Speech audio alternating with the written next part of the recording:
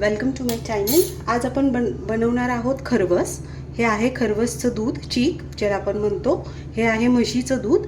हे अर्धा लिटर आहे. हे आपण 250 मिली घेतलेलं आहे.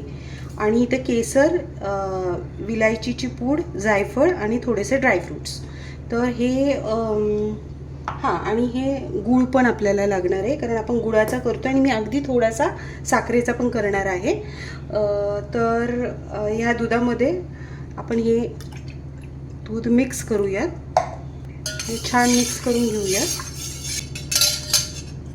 हे छान मिक्स झाल्यानंतर मी थोडंसं वेगळं काढून घेते आहे, कारण मला थोडंसं साखरेचं करायचं आहे, कारण माझ्या मुलाला साखरेचा आवडतो. म्हणून मग मी अगदी थोडंसं बाहेर वेगळं काढून घेते आहे साखरेचा करण्यासाठी. आणि आता हे जे दूध आहे, या दुधामध्ये आपण, माझ्याकडे ही गुळाची पावडर आहे, ती मी टाकते आहे.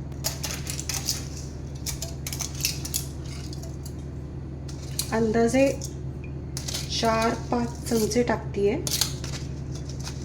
तुम्हाला जसं गोड आवडतं तसं तुम्ही टाका. आणि हे छान मिक्स करून घ्यायचं आहे.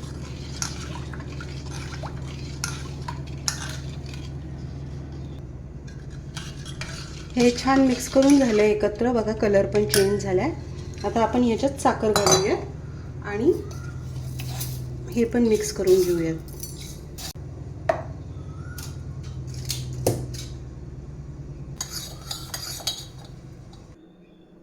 नंतर मी हे भांडं घेतलं आहे, ह्याच्यात मी गुळाचं करणार आहे. तर मी ना हे गाळून घेत असते, कारण मग जर ह्याच्यात कचरा वगैरे काही असेल ना, तर तो गाळून घेतला की तो बाहेर पडतो. हे मी गाळून घेतलं आहे. आता ह्याच्यावरतीच आपण वेलची पूड,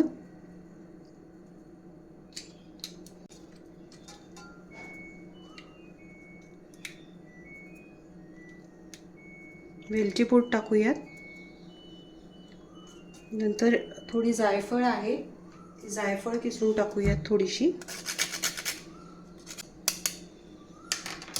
आणि हे ड्रायफ्रूट्स आहेत, ते वरनं मी थोडेसे गार्निशिंग पुरतं टाकते. आणि थोडंसं केसर कलर येण्यासाठी.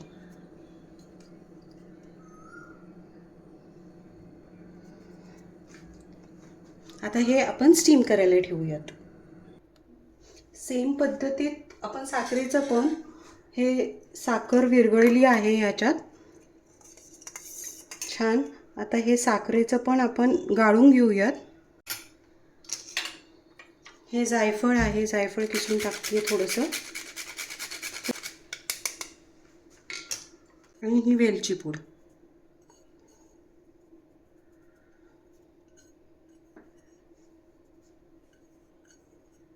थोडंसं केसर.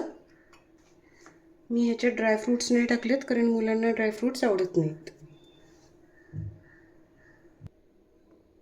आता हा इडलीचा कुकर आहे, त्याच्यामध्ये मी थोडंसं पाणी गरम करायला ठेवलं आहे. आता त्याच्यामध्ये मी ही चाळण ठेवते आहे आणि त्याच्यात हे मिक्सचर तयार केलेलं, त्याला वरून झाकण लावते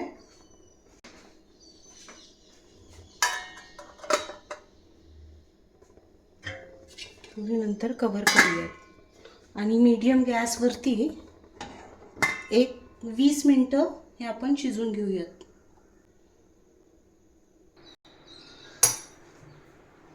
खरवस आपला रेडी आहे. असा सुरी वगैरे टाकून चेक करायचा की तो लागत नाही आहे. नाही लागत आहे म्हणजे तो झाला आहे. आता तो रूम टेम्परेचरवर येईपर्यंत आपण असंच थांबूयात. नंतर आपण कट करूयात.